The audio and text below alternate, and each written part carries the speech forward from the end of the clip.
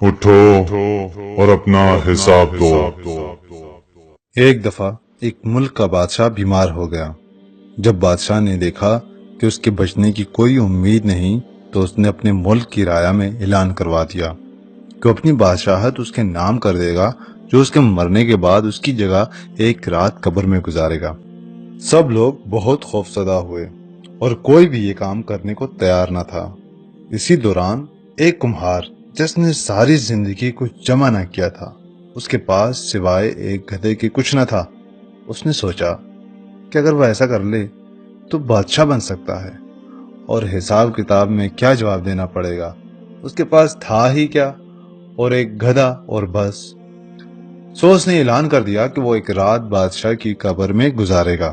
بادشاہ کے مرنے کے بعد لوگوں نے بادشاہ کی قبر تیار کی اور وعدے کے مطابق کمہار خوشی خوشی اس میں جا کر لیٹ گیا، اور لوگوں نے قبر کو بند کر دیا۔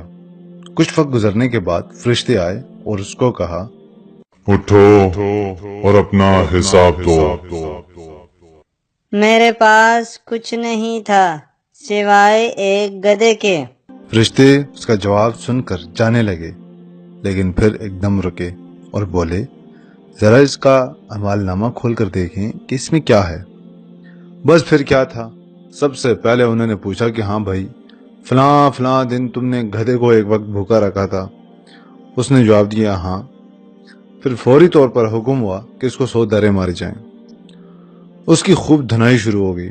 اس کے بعد پھر فرشتوں نے سوال کیا، اچھا یہ بتاؤ، فلاں فلاں دن تم نے زیادہ وزن لاد کر اس کو مارا تھا؟ اس نے کہا کہ ہاں۔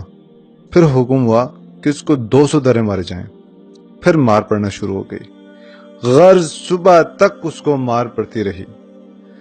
صبح سب لوگ اکٹھے ہوئے اور قبر کشائی کی تاکہ وہ اپنے نئے بادشاہ کا استقبال کر سکیں، اور جیسے ہی انہوں نے قبر کھولی تو اس کمہار نے باہر نکل کر دوڑ لگا دی۔